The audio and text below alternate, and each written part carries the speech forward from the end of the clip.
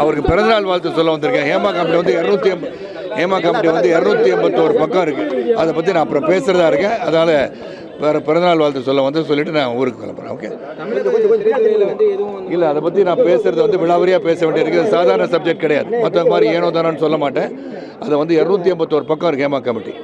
அதை ஃபுல்லாக படிக்கணும். நான் 160 பக்கம் படிச்சுட்டேன். படித்தனால சொல்கிறேன். அதை பற்றி இப்போ நான் வந்து பிறந்தநாள் வாழ்த்து சொல்ல அந்த இடத்துல பேச நான் விருப்பப்படல சகோதரா.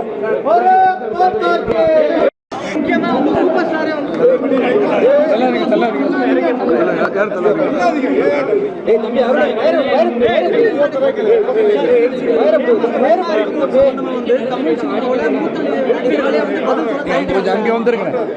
சவுண்டில் உங்களுக்கும் ஒன்று கேட்காது, உங்களுக்கு சேனலுக்கு ஒன்று கேட்காது. அங்கே வாங்க, முதல் நின்று இடம் சரியா பாருங்க. வயிறு பத்திரம்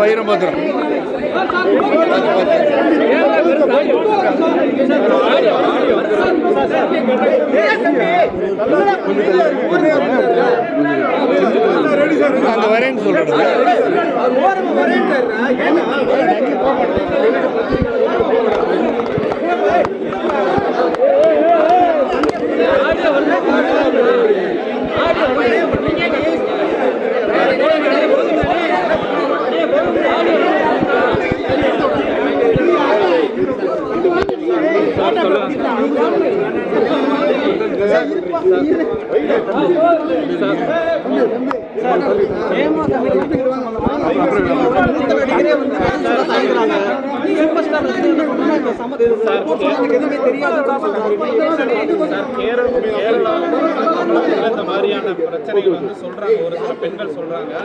குறிப்பிட்ட நடிகர்கள், முக்கியமான நடிகர்கள், தமிழ் சினிமாவோட பிரபலமான நடிகை இதை பத்தி பேச மாட்டேங்கிறாங்கன்னு உங்க மனைவி கூட ஒரு குற்றச்சாட்டை சொல்லியிருக்காங்க. இதை எப்படி பாக்குறீங்க?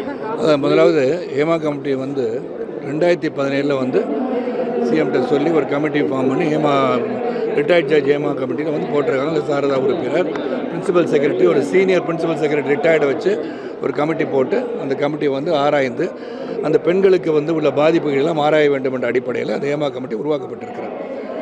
அதில் வந்து கடுமையாக அவங்க வந்து ரொம்ப சிரத்தையை எடுத்துக்கிட்டு என்னென்ன பிரச்சனை இந்த கலை உலகத்தில், அது முக்கியமாக இது வந்து ஃபிலிம் இண்டஸ்ட்ரி சம்மந்தப்பட்ட பெண்களுக்கான பிரச்சனையை வந்து பார்ப்பதற்காகவே முதல் முறையாக இந்தியாவிலேயே ஒரு கமிட்டி ஃபார்ம் பண்ணியிருக்காங்கன்னா இது வந்து ஹேமா கமிட்டி மட்டும்தான். அதுவும் பினராயி விஜயன் அவர்கள் இந்த கமிட்டியை வந்து ஃபார்ம் பண்ணுறதுக்கு உத்தரவு கொடுத்து அவங்க வந்து டெலிபரேஷன் வந்து ரொம்ப நாளாக டெலிபரேட் பண்ணி 2019 ரிப்போர்ட்டை சப்மிட் பண்ணியிருக்காங்க. அதில் உள்ள கோரிக்கைகள் என்ன என்று சொன்னால், ஒன்று வந்து பேசிக் கம்யூனிட்டிஸ் இல்லாமல் சுகாதார சீர்கேடாக இருக்குதுன்னு சொல்லியிருக்காங்க. முதல்ல அவங்க சொல்கிறது, எங்கள் ஒர்க் பண்ணுற இடத்துல ஒர்க்கிங் அட்மாஸ்பியர் சரியில்லை, எங்களுக்கு வந்து ஒரு டாய்லெட் வசதி இல்லை, இதை வந்து சொல்லியிருக்காங்க. அதுக்கப்புறம் வந்து அவங்களுக்கு வந்து பல பிரச்சனைகள் இருக்குது, செக்ஷுவல் ஹராஸ்மெண்ட்டை பற்றி சொல்லியிருக்காங்க. ஸோ இதெல்லாம் வந்து நடந்திருக்கிறத பற்றி அவங்க வந்து அவங்களுடைய இன் கேமரா அவங்க வந்து எல்லாருக்கும் எதிரையும் அவங்க சொல்ல முடியாது. இன் கேமரா வந்து அவங்க வந்து எல்லோரும் சொல்லியிருக்காங்க. சரி, ரொம்ப பர்சனலாக இருந்துச்சுன்னா நேரடியாக வந்து தனிப்பட்ட முறையில் தனிநபரோடு உட்காந்து ஹேமா கமிட்டியில் அவங்களாம் உட்காந்து கேட்டிருக்காங்க. அதன் அடிப்படையில் அவங்க என்ன சொல்கிறாங்கன்னா, அது வந்து யாரையும் வந்து ஷேம் பண்ணுறதுக்கோ யாரையும் வந்து அவதூறு சொல்வதற்கோ அவங்க எந்த விதத்தையும் பேரை மென்ஷன் பண்ணி அவங்க ஒன்றும் சொல்லலை. இந்த மாதிரி நடைபெறுவது உறுதியாக இருக்கிறது. there is sexual harassment, amenities இல்லை, டாய்லெட் வசதி இல்லை, பெண்களுக்கு போக்குவரத்து இருக்குது, கேமரா வைக்கிற அளவுக்குலாம் இருக்குன்றது அந்த கமிட்டியிலே சொல்கிறாங்க. இது மனைவி சொன்னது புதுசாக சொல்ல. அந்த கேமரா அது என்ன சொல்கிறாங்கன்னா, ஒரு தனி அறையில் போய்ட்டு வந்து அவங்க வந்து ட்ரெஸ்ஸை மாற்றிக்கோங்கன்னு சொன்னால் அங்கே கேமரா இருக்குமோன்ற அச்சம் வந்துவிடும் என்பது 38வது சரத்தில் இருக்குது அந்த கமிட்டியில். நான் பார்த்தேன், 38 80 படித்தேன். அப்படி இருக்கும்போது இந்த ஃபியர்ஸ்லாம் இருக்குது அப்படின்னோடனே இதை எப்படி தவிர்ப்பது என்பதை சுட்டிக்காட்டி அதை நிவர்த்தி செய்ய வேண்டும் என்று அரசாங்கத்துக்கு சொல்லியிருக்காங்க. இதுதான் அந்த கமிட்டியில் உள்ள சாராம்சம். அப்புறம் இதில் வந்து கேரள நடிகர்கள்லாம் வந்து இன்வால்வ் ஆகிருக்காங்கன்னு சொல்லி எஃப்ஐஆர் போட்டிருக்காங்கன்னா அது அவங்க தவறு செய்தார்களா இல்லையா என்பதை நிரூபிக்க வேண்டியது அவங்க கடமை. ஆனால் நான் மொத்தமாக எல்லாரையும் பற்றி சொல்ல முடியாது. என்னை பொறுத்த வரைக்கும் இப்போ வந்து நாட் ஒன்லி ஃபிலிம் இண்டஸ்ட்ரி, பெண் காவலர்கள் அவங்களையும் வந்து பல தரப்பு குற்றச்சாட்டுகள் வந்திருக்கு. பல இடங்கள் இப்போ வந்து நிர்பயா கொலை இருக்கட்டும், இப்போ கல்கட்டாவில் நடந்த சம்பவமாக இருக்கட்டும், இது எல்லா இடத்துலையும் டாக்டரோட சம்பவம் எல்லாமே ஏதோ ஒரு விதத்தில் ஏதோ ஒரு வந்து சூழ்நிலையில் இதெல்லாம் நடக்குது. அது காரணம் என்னன்னு சொன்னால், எனக்கு வந்து எம்ஜிஆரின் பாடல் தான் வரிகள் ஞாபகம் வருது. ஒன்றே ஒன்று தான், எந்த குழந்தையும் நல்ல குழந்தை தான் மண்ணில் பிறக்கையிலே அது நல்லவனாகவும் தீவனாகவும் அன்னை வளர்க்கையில். அப்போ நாம் எதை பார்க்க வேண்டும்? இந்த இதில் இவ்வளோ பெரிய பிரச்சனை இல்லை, மற்றதை பற்றி குற்றம் சொல்லி இவங்க செஞ்சாங்களா அவங்க செஞ்சாங்களா இவங்க செய்யலையானோட திங்க் பண்ணுறதோட நாம் நம் மக்களை எவ்வாறு சீர்படுத்தி கொண்டு செல்ல வேண்டும், எப்படி வளர்க்கணும், இந்த எண்ணமே வரக்கூடாத அளவிற்கு உருவாக்குவது எப்படி தான் நான் நினைப்பேன். நடப்பது பல இடங்களில் எல்லா பகுதியிலையும் பிரச்சனைகள் இருக்குது. ஐடி செக்டரில் இல்லையா, பேங்கிங் செக்டரில் இல்லையா, இதெல்லாம் சொல்லிகிட்டே போனால் அப்புறம் அங்கே இருக்குன்னு சொல்லி உங்கள் இதில் இல்லையா, எங்கெங்கே நடக்குதோ சொல்கிறதுக்கு தைரியம் இல்லை. சில பேர் கேட்குறாங்க, இப்போ வந்து சொல்கிறாங்களே இவங்களுக்கு ஏன் அப்போ சொல்லக்கூடாதான்னு. இப்போ கூட நாங்கள் மனைவி சொன்னதுக்கே கேள்வி கேட்குறாங்க. சில விஷயங்களே அப்போ சொல்ல வேண்டியது சரி, அவங்களால வந்து தாங்குகின்ற சக்தி சரி, இதை கடந்து போகிற சக்தியோ அதை வந்து அவாய்ட் பண்ணி போகிற சக்தியோ இருந்தனால சில பேர் அப்படி இருக்கலாம். எல்லாருக்கும் அந்த மனப்பக்கம் இருக்காது. அதனால் அந்த வேதனை வெளிப்படுத்துவதற்கு அங்கே போய் சொன்ன இடம், அதுக்காக ஒரு ஏமா கமிட்டி அமைச்சிருக்காங்க. என்னை பொறுத்த வரைக்கும் நாம் பெண்களை மதிக்க கற்றுக்கணும்.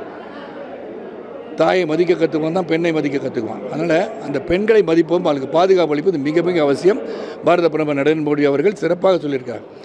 அதாவது பாலியல் வந்து குற்றச்சாட்டுகள் நடைபெறுது, பெண்களுக்கு எதிராக குழந்தைகளுக்கு எதிராக நடைபெறும்போது வேதனையாக இருக்குது, கடுமையான தண்டனை. ஸோ அந்த ஒன்று தான் எனக்கு முக்கியம்.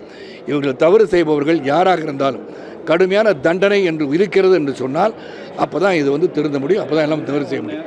இந்த பிக் பாஸ் நடிகை கூட ஒரு கம்ப்ளைண்ட் உங்கள்கிட்ட வந்து சொல்லும்போது நீங்கள் அதை ஏற்றுக்கல, உன்னை யார் கம்ப்ளைண்ட் கொடுக்க சொன்னா அப்படின்னு சொல்லி யார் பிக் பாஸ்ல ஏன்ட்டியா பிக் பாஸே நான் சரியாக பார்க்குறதில்ல பாஸ், மன்னிக்கணும். அது பிக் பாஸில் வந்து சொன்னவங்க என்கிட்ட வந்து சொன்னதாக எனக்கு தெரியல. என்கிட்ட வந்து கம்ப்ளைண்ட் சொன்ன நடிகர் சங்கத்தில் நான் இல்லை, நான் ஃபர்ஸ்ட் நடிகர் சங்க உறுப்பினரும் இல்லை. என்கிட்ட யாரும் குற்றச்சாட்டு வந்து சொல்ல போகிறதில்ல. அதனால் என்கிட்ட வந்து எந்த குற்றச்சாட்டு வந்தாலும் இது எந்த தரப்புப்பட்ட குற்றச்சாட்டு வந்தாலும் யார் எந்த ஒரு பிரச்சனையை எடுத்துகிட்டு வந்து என்கிட்ட கொடுத்தா நெக்ஸ்ட்டு மினிட் அதை பற்றி நான் பார்க்குறவனா. நான் ஒரு சாதாரண தலைவன் கிடையாது, நான் மற்றவங்க மாதிரி கிடையாது. ஏதோ அப்படியே பார்க்குறேன்னு சொல்ல மாட்டேன். நீ வெளியே நின்றுட்டு இருந்தீங்க, உள்ளே போயிட்டு வரேன், அதை பற்றி நிறையா படிக்கணும் அப்படின்னு சொன்னேன். மொத்தம் 281 பக்கம் இருக்குது, 160 பக்கத்துக்கு தான் படிக்க முடிஞ்சுது.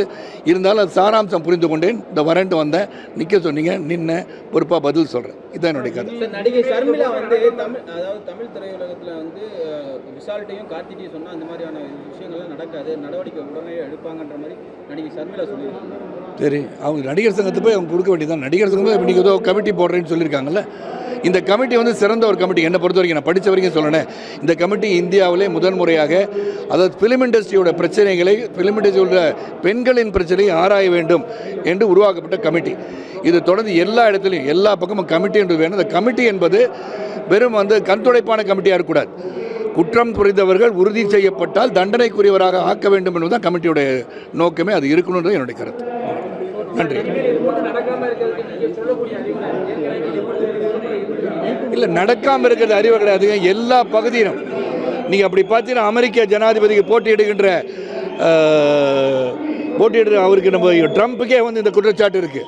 ஸோ அதனால் யார் எங்கே என்ன பண்ணுறாங்க எல்லாத்தையும் வந்து தண்டனைக்கும்னா அவங்க தான் சொன்னேன். நாம் பெண்களை மதிக்க கற்றுக்கணும். முதல்ல பெண்களை மதிக்க கற்று பெண்களுக்கு பாதுகாப்பு அளிக்க வேண்டிய நம்ம கடமை என்று உணரும் போது தவறுகள் நடக்காதுன்னு என்னுடைய கருத்து.